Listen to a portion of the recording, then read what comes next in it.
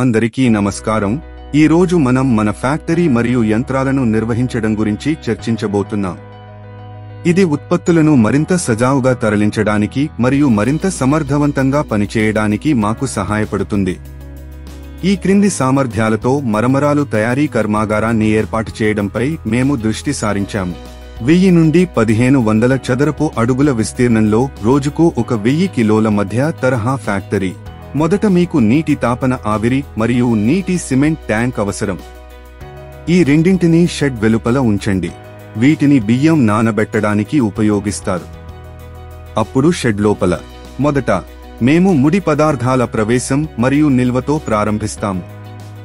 సులభంగా దించే ముడి పదార్థాల నిల్వ కోసం ప్రవేశ ద్వారం సమీపంలో ఒక ప్రాంతాన్ని కేటాయించండి.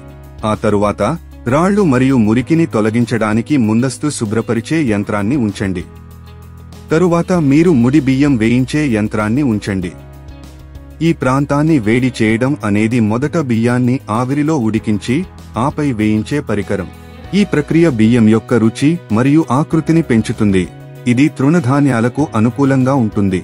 ముడి బియ్యం డీహల్లర్ యంత్రం తరువాత బియ్యం ధాన్యాల నుండి బయటి ఊకను తొలగించడానికి ముడి బియ్యం డీహల్లర్ యంత్రాన్ని ఉపయోగిస్తారు.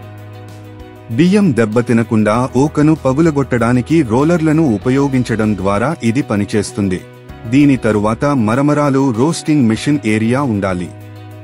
ఈ ప్రాంతంలో పఫ్డ్ పచ్చి బియ్యం వేయించే యంత్రాన్ని పచ్చి బియ్యం గింజలను వేడి చేయడానికి మరియు పఫ్ చేయడానికి ఉపయోగిస్తారు. ఇది బియ్యం విస్తరించే వరకు త్వరగా వేడి చేయడం ద్వారా పనిచేస్తుంది. తేలికపాటి మరియు గాలితో కూడిన పఫ్డ్ బియ్యాన్ని సృష్టిస్తుంది. తరువాత మీరు బరువు యంత్రాన్ని ఉంచండి. ఈ ప్రాంతాన్ని కూలీలతో మరమరాలు కిలోల వారీగా బరువు చేయడానికి ఉపయోగిస్తారు. ఆ తరువాత మీరు ప్యాకింగ్ యంత్రాన్ని ఉంచండి. ఈ యంత్రాన్ని పఫ్డ్ బియ్యం ప్యాకేజింగ్ కోసం ఉపయోగిస్తారు. కార్మికులు ప్యాకేజింగ్ పూర్తి చేసిన తర్వాత నిష్క్రమణ సమీపంలో పూర్తయిన ఉత్పత్తి నిల్వ మరియు పంపకం కోసం ఒక ప్రాంతాన్ని ఏర్పాటు చేయండి. పూర్తయిన ఉత్పత్తులను నిల్వ చేయడానికి షెల్వింగ్ యూనిట్లు లేదా ప్యాలెట్లను ఉపయోగించండి.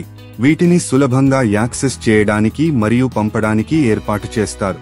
ఈ అంశాలన్నింటినీ పరిగణనలోకి తీసుకుంటే మీరు సమర్థవంతంగా మరమరాలు చేయగలరు. ఈ వీడియో చూసినందుకు ధన్యవాదాలు. వ్యాపార్ కోచ్ ఛానల్ని సబ్స్క్రైబ్ చేయండి. మీ వ్యాపార ప్రయాణానికి ఆల్ ది బెస్ట్.